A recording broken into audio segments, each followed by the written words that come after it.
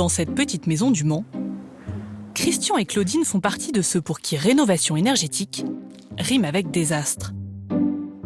Car voilà ce qui peut se passer quand on n'est pas assez vigilant. Voilà. Et ça tient pas, ça tombe. Ça tombe. Alors, ils ont foutu des bouts de bois un peu n'importe comment. Ils m'ont même piqué des lames de parquet qu'ils ont mis par endroits. Regardez ça. Hein, ça tient plus. Ça tient plus. Toute l'isolation, on s'en fout parce que tout fout le camp. Alors, Ce retraité de 72 ans a fait isoler ses combles il y a 1 an.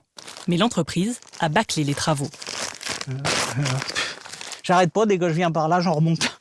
Je fais que ça. Alors, c'est pas... Cette pièce aurait dû accueillir une chambre d'amis. Impensable aujourd'hui. Regardez ça. Le scotch. Ils connaissent que ça. Le scotch. Bon. Alors, le dossier. Tout a commencé par un coup de téléphone, l'été dernier. C'est quoi ce truc-là? On a eu une communication téléphonique, on nous a appelé le fin août.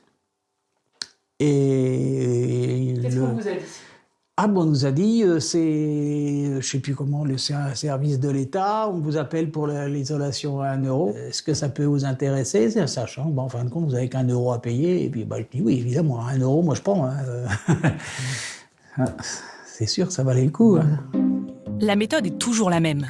Au téléphone, les entreprises n'hésitent pas à usurper l'identité de l'État et pressent les potentiels clients. 1 semaine après ce coup de fil, un commercial vient chez Christian et lui fait signer ce devis. Le montant total des travaux s'élève à 2 549 €. Mais grâce aux aides pour la rénovation énergétique, Christian paye au final moins d'1 euro. Il reste à payer 0,76 €. Alors que la loi exige un délai de 14 jours entre la signature et les travaux afin de pouvoir se rétracter, le retraité n'a pas le temps de réfléchir. 2 jours plus tard, 2 artisans débarquent dans un camion banalisé. Ah non, il n'y a pas de logo de société dessus, il n'y a rien du tout. On ne sait pas qui c'est, on ne sait pas si c'est des sous-traitants ou des gars qu'ils ont embauchés comme ça.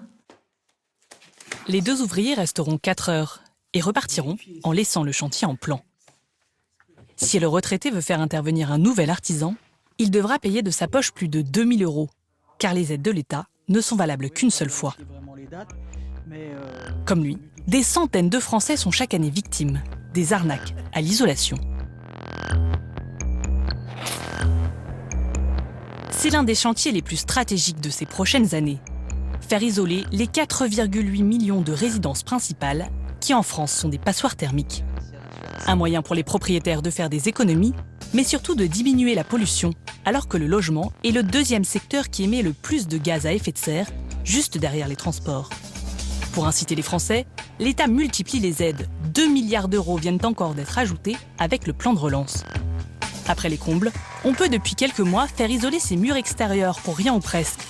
Selon le principe du pollueur-payeur, la facture est directement envoyée aux producteurs et distributeurs d'énergie fossile.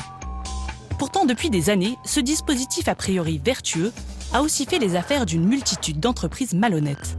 Et avec l'isolation des murs, les arnaques risquent de reprendre de plus belle. Alors que c'est important d'y passer pour son portefeuille et pour la planète, comment faire pour bien isoler sa maison? À qui faut-il faire confiance? Comment éviter les pièges?